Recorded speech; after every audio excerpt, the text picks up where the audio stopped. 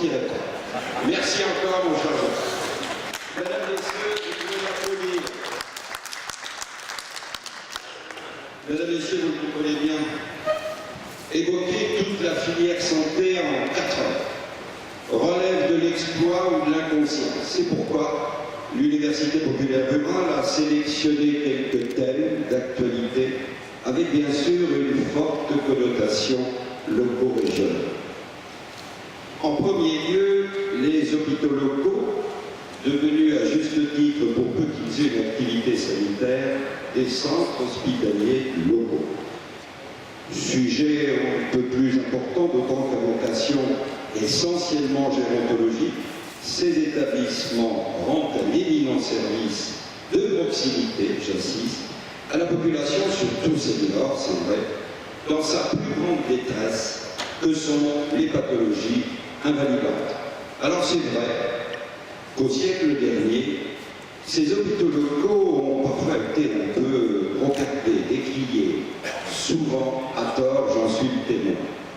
Cela dit, que d'avancées positives depuis 1977 et les lois d'humanisation des hôpitaux, et notamment sur la qualité de l'accueil, la prise en charge et des soins prodigués à nos très chers patients. Les 4 experts qui nous ont fait le plaisir de participer ce matin vont évoquer leurs missions respectives au sein de ces établissements locaux. Madame Perriot, vous êtes directrice du centre hospitalier de Celles-sur-Cher. Votre venue a été déterminante pour notre établissement. Vous avez la parole.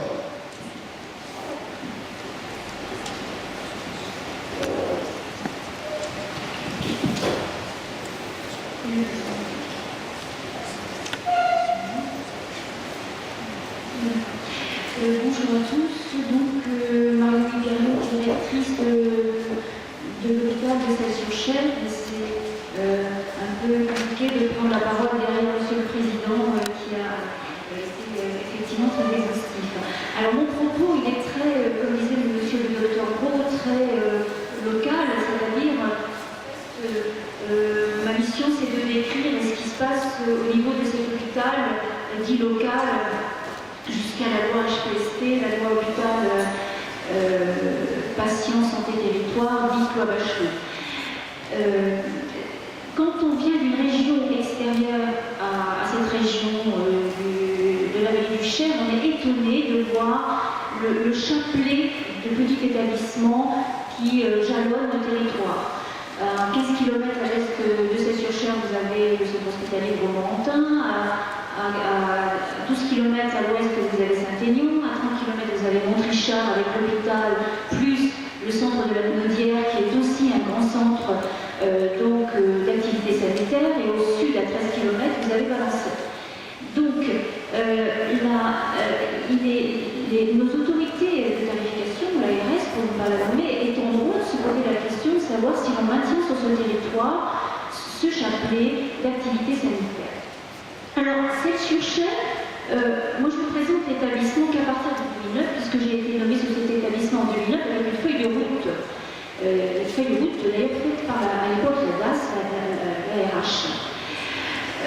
C'est une structure donc, qui se situe au sud du Loir-et-Cher et dont la zone d'attractivité s'étend jusqu'au nord de l'Indre, dépasse un peu le territoire du département du Loir-et-Cher, dans un bassin où la concentration de structures de même type, de même nature est très importante. Je viens de vous le décrire.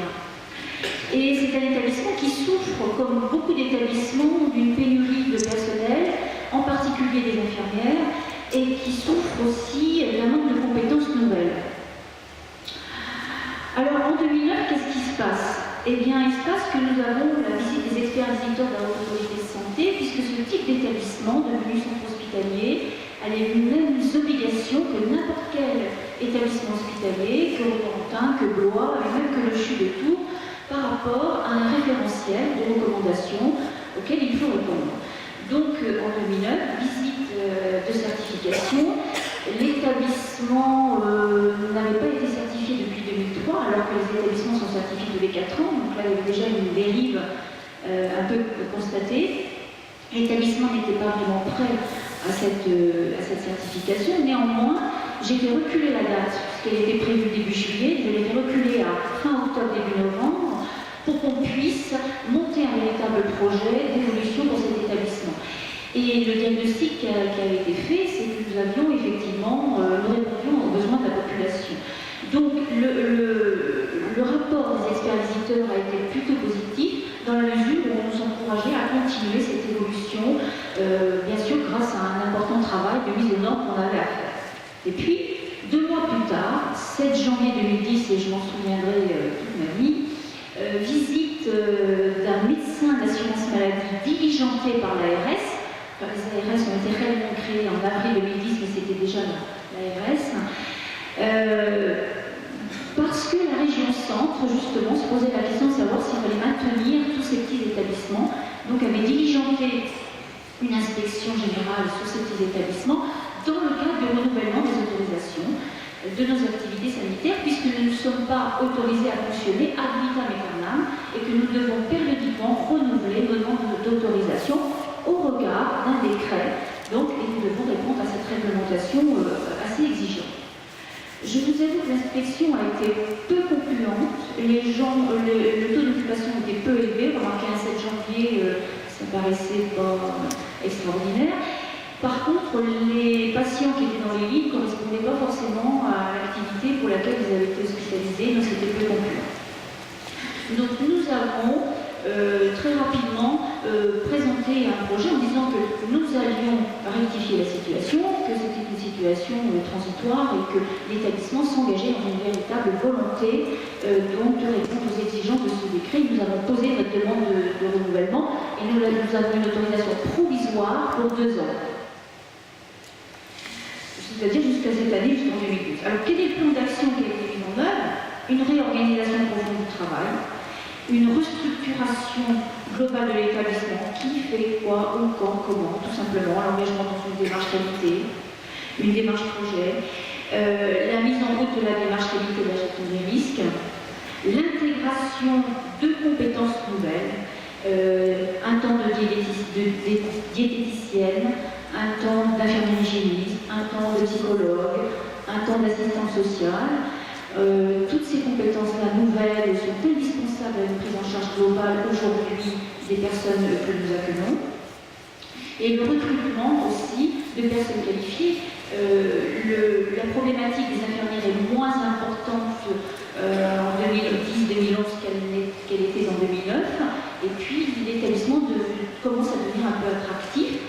Et puis des kinésithérapeutes, nous avons deux équivalents temps plein, 2 temps pleins de kinésithérapeutes, et ces temps pleins sont pourvus par 2 kinés, ce qui est un atout pour l'établissement. Dans le cadre de ce plan d'action, nous avons aussi choisi d'abandonner l'activité médecine. C'est surchère, c'est une trentaine de lits d'activité sanitaire. À l'époque, 10 lits de médecine et 18 de soins de suite. Et c'est aussi 170 lits d'EHPAD, qu'on appelait autrefois maison de retraite, et 37 places de SIAM. Donc, choix d'abandonner l'activité médecine, pourquoi? Parce que les lois hospitalières demandent qu'il y ait un recentrage donc de ces activités-là autour de plateaux techniques, ce qui est bien normal. Les personnes qui s'adressent donc à l'hôpital de Romorantin sont des personnes qui s'adressent à ces établissements-là pour des épisodes aigus de leur pathologie, soit pour une chirurgie, soit pour un diagnostic médical rapide, pertinent, exhaustif. Donc il faut un plateau technique, un scanner, un IRM, une exploration fonctionnelle, enfin des moyens que celle sur chaîne n'a pas du tout. Donc maintenir une médecine à celle sur chaîne, ça paraissait tout à fait inadapté. Par contre, dans le cas du diagnostic qui a été posé, quand je suis arrivée, ce qui paraissait pertinent, c'était de transformer la totalité de l'activité sanitaire en soins de suite et de réadaptation. Les personnes, une fois qu'elles sont passées dans les services de pointe pour un diagnostic précis dans le cas d'un épisode aigu, on prescrit souvent pour ces personnes-là un suivi donc, dans le cadre d'une récupération de leur capacité. Et là, cette surchaire a toute sa place dans la mesure où on accueille des patients qui sont du territoire de cette surchaire et donc qui rentrent chez eux pour ce suivi qui peut durer 3 semaines à un mois. Voilà. Donc on est à côté de la maison et on est soigné à l'hôpital dans le cadre d'une suite d'un épisode aigu. Autre point du plan d'action aussi, l'évolution de l'organisation médicale. Alors ça, c'est un énorme problème. Monsieur le Président a évoqué toute la problématique de l'organisation médicale sur le territoire.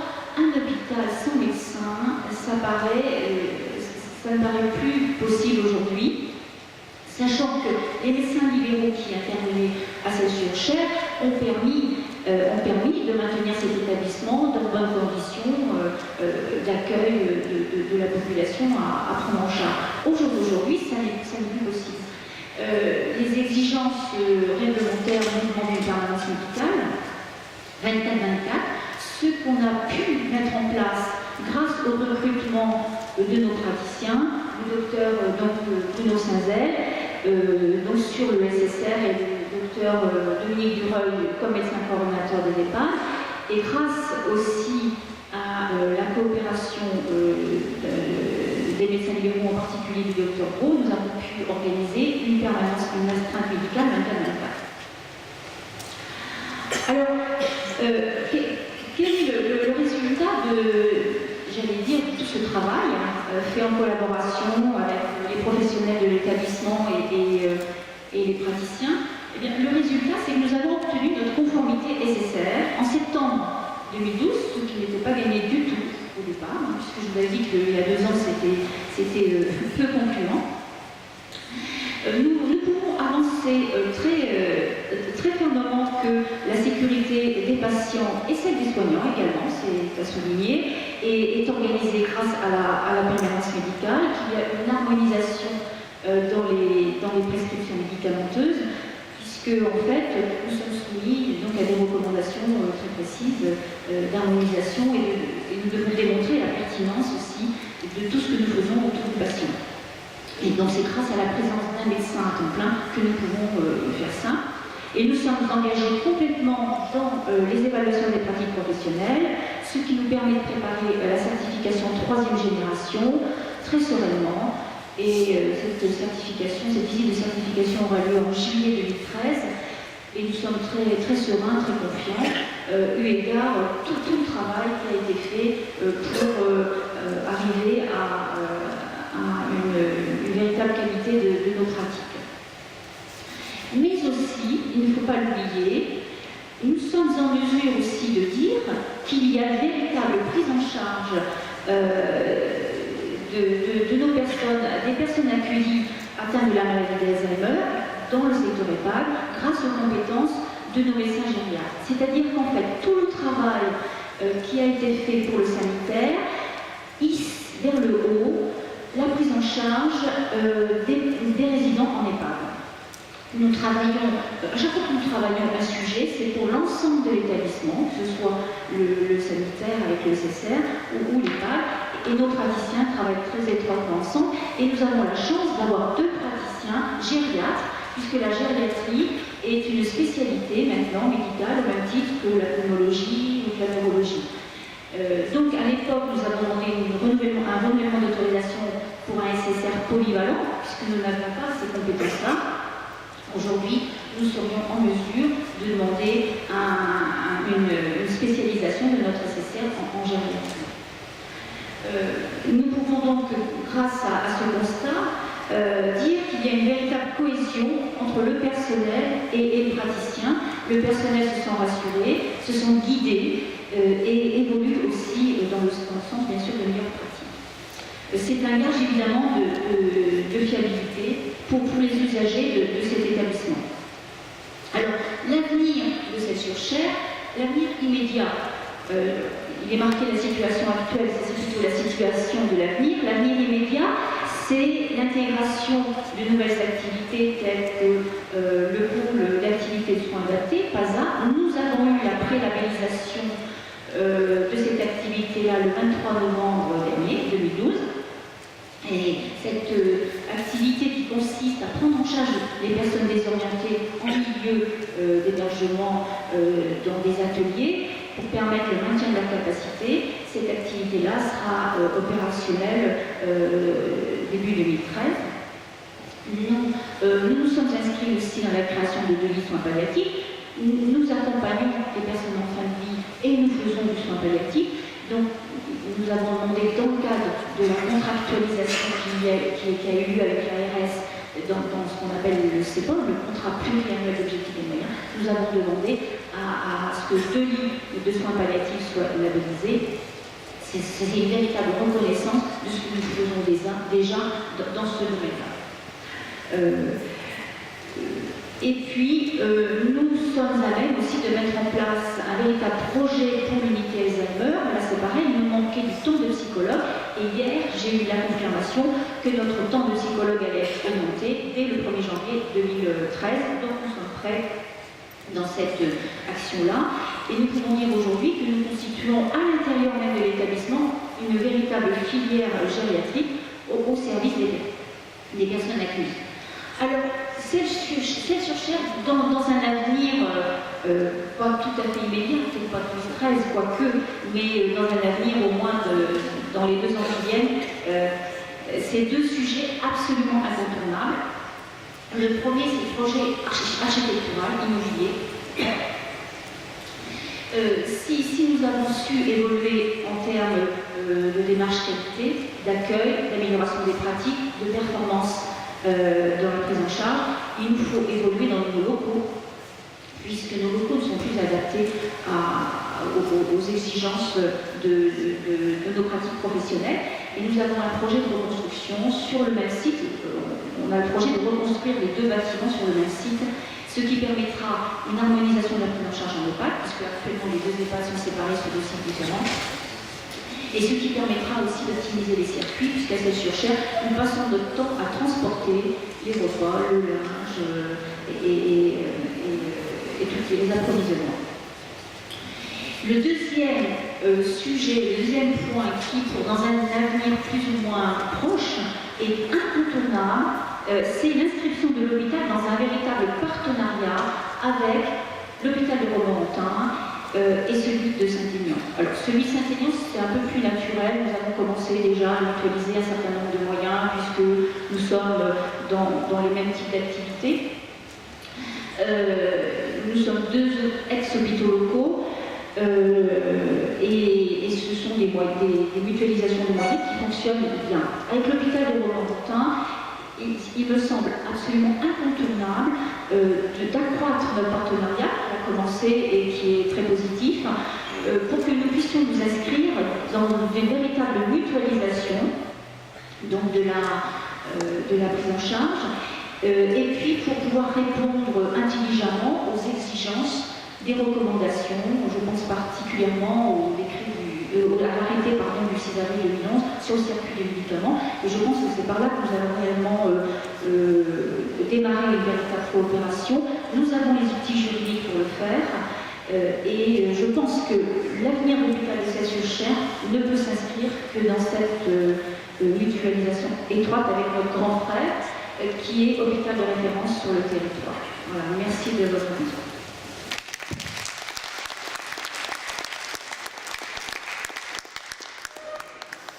Merci madame, ça m'a fait bien chaud au cœur pour avoir travaillé pendant 42 ans l'évolution de cette liste de Nantes, et je pense que c'est important pour ces hôpitaux de proximité.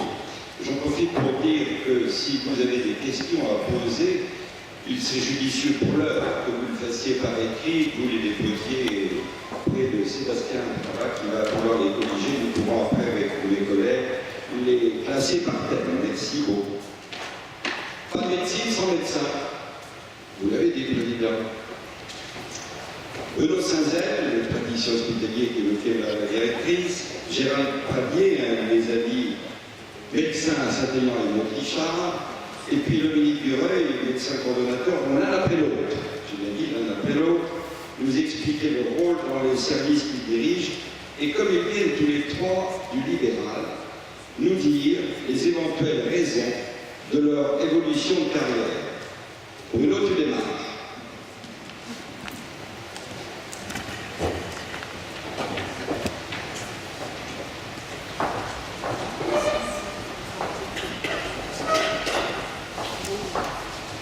Oui. Je me présente, je m'appelle Bruno Sazel et je suis responsable de l'unité de SSR à l'hôpital de Celles-sur-Cher. Je vais vous expliquer en quelques mots l'organisation du SSR. Le SSR veut dire soins de suite et de réadaptation. Ce sont des services de moyen séjour, contrairement à la chirurgie ou à la médecine, qui sont des services de court séjour. La durée de séjour, en moyenne, est de 15 jours à 3 mois, voire plus, selon la pathologie, mais alors il faut justifier cette prolongation de séjour. Les caisses nous le demandent pour avoir la pertinence. La contenance des patients, 99% des patients viennent des centres hospitaliers ou des cliniques. Dans notre région, c'est surtout le centre hospitalier de Blois, de Romorantin et la polyclinique de Blois. 1% est entrée directe par les généralistes de la région. On peut, grosso modo, dire qu'il y a deux types de SSR. Les SSR spécialisés, orientés dans la réadaptation d'une discipline médicale. On peut penser par exemple au centre des Pins, à la mode de Bron, qui est beaucoup plus spécialisé pour les problèmes respiratoires. En général, ces SSR accueillent plutôt des patients jeunes. Le deuxième type, c'est les SSR généralistes, on peut appeler ça comme ça, qui traitent toutes les pathologies et accueillent le plus souvent les personnes âgées.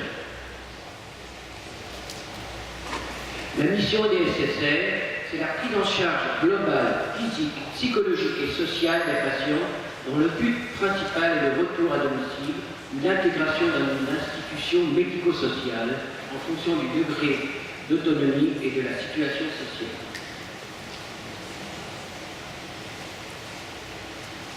Nous allons parler maintenant des fonctions du SSR. 3 grandes fonctions médicales, une fonction de rééducation, l'importance du kinésithérapeute, après surtout une chirurgie orthopédique ou de la traumatologie, ou après un problème neurologique tel les séquelles d'accidents vasculaires cérébraux. Une autre fonction, c'est la fonction de convalescence ou de réadaptation après des pathologies médicales ou chirurgicales ayant entraîné une altération de l'état général importante, dénutrition, déshydratation, asthénie, etc.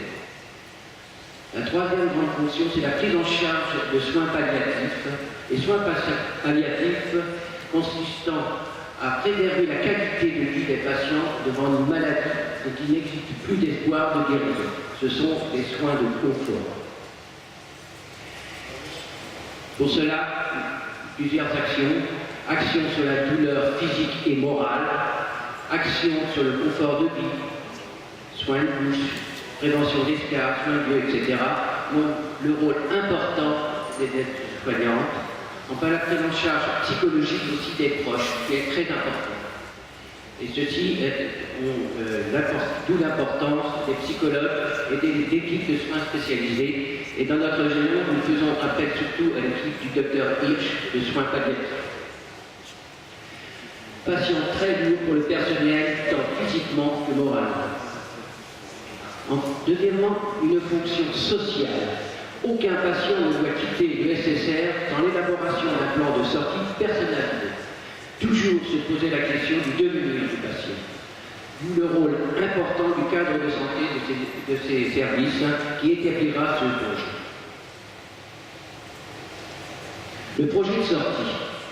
Il peut être établi suivant 3 critères.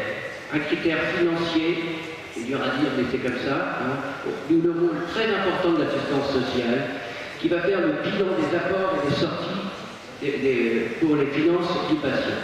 Donc, les apports, l'évaluation de l'état financier du patient avec les ressources, les salaires, la pension, ses biens, les aides financières auxquelles il a l'état de l'État, soit de la famille, une aide financière auxquelles ont droit les patients, l'APA, l'APL, les aides au logement. Ensuite, les sorties, le coût des services ou des hébergements, l'association du service à domicile comme l'ADMR, la participation financière au niveau des EHPAD, les mensualités dans les maisons de retraite, le MARPA, les foyers logement. Donc, tout ça a un coût et il faut en tenir compte lors de la sortie du patient. Un critère médical, bien sûr, une évaluation de l'autonomie grâce à la grille Agir, un bilan médical de sortie en recherchant des handicaps physiques, psychiatriques, comme une insuffisance respiratoire, cardiaque, une démence. Le patient a-t-il besoin des SIAD, des services de soins à domicile, d'infirmiers à domicile, ou peut-être relève-t-il de la HLD? Établir aussi le matériel médical à prévoir, fauteuil roulant, lit médicalisé, oxygénothérapie, etc. Enfin, un critère social, situation familiale. Est-il seul? A-t-il des enfants, des proches? A-t-il besoin de l'aide d'une association de services à domicile pour l'entretien de son domicile, des courses, etc. Nécessité d'un portage d'ERPA, nécessité d'un dispositif d'alarme en cas d'urgence, présence verte, par exemple. La synthèse de ces différents critères permettra donc l'élaboration du projet de sortie. La conclusion, le SSR demande un travail d'équipe dans lequel tous les acteurs ont un rôle important, kinésithérapeutes, médecins, infirmières, cadres de santé, assistants sociaux, aides-soignants, psychologues. Le rôle principal du SSR est de préparer le devenir du patient dans les meilleures conditions, physiques, psychologiques et sociales. Il est capital de connaître l'environnement dans lequel vit le patient et l'ensemble des moyens structurels et humains de la région, d'où l'importance de garder les SSR locaux. Voilà.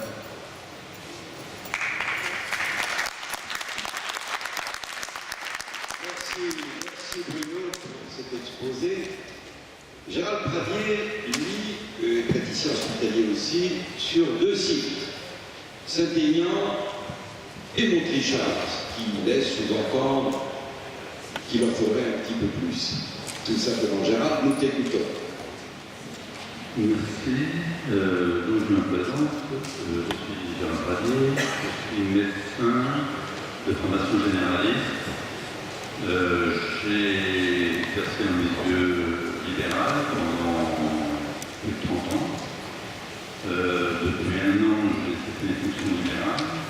Et je suis médecin salarié, PH hospitalier, en plein, sachant que depuis les années 80, j'ai payé l'hôpital, en contractuel, et ensuite en tant que médecin hospitalier partiel. J'ai donc une expérience assez importante sur le terrain. Je ne me considère pas ici comme expert, mais plutôt comme témoin et comme intervenant au niveau de la système de santé, qui, je trouve, était très performant dans la prise en charge des gens il y a quelques années, mais si la qualité augmente, la performance de la prise en charge diminue, à mon avis. C'est une expérience personnelle, c'est mon avis personnel, Pourquoi je dis ça? D'abord, j'ai sorti dans l'activité libérale donc il y a 1 an avec la nouvelle convention. C'était un peu mon carrière aussi, de terminer un petit peu plus doucement, parce que les journées étaient bien longues. Avec l'apparition de la nouvelle convention, apparaissait la notion d'objectif. Et ça, moi, j'ai un vieux médecin et c'était pas ma conception de prise en charge. Bien sûr, ça a toujours une connotation un petit peu budgétaire par derrière. J'estime que je faisais bien mon boulot. Je rentrais sans doute dans les objectifs, mais sur le principe, ça m'était difficile à accepter. Si on me demande si j'étais satisfait de ma carrière, qui n'est pas terminée bien sûr, mais au moins libérale, je dis que oui.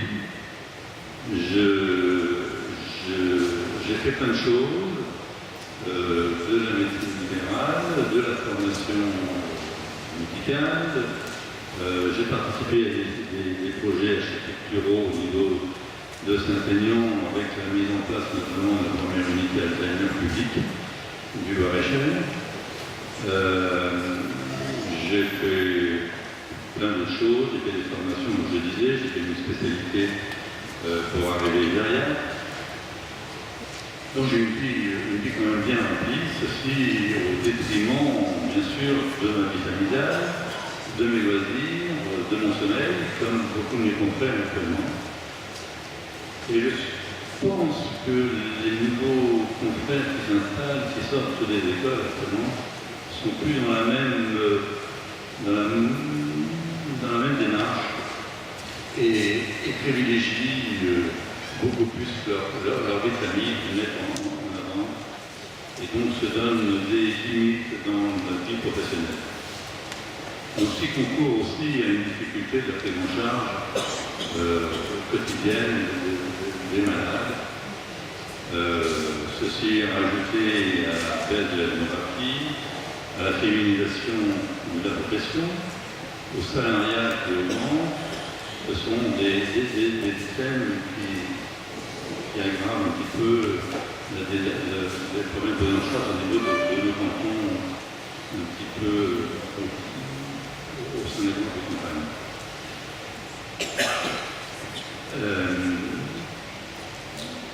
Une autre réflexion que je veux faire, c'est que dans notre prise en charge au niveau libéral, moi, ce qui me gênait beaucoup plus, c'était aussi des difficultés d'accès aux soins.